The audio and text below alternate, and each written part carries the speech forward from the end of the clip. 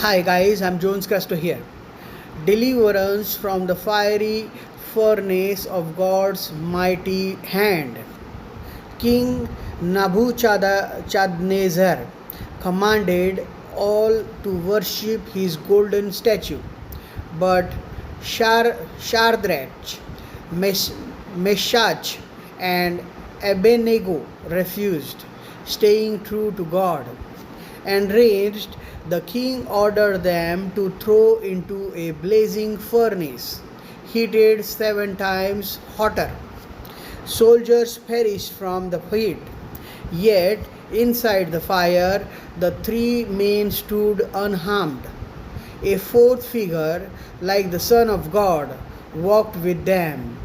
Astonished, the king called them out, and not even the smell of smoke was on them. Nebuchadnezzar declared the God of Israel supreme. This story teaches us that faith in God brings deliverance, even in life's fiercest fires.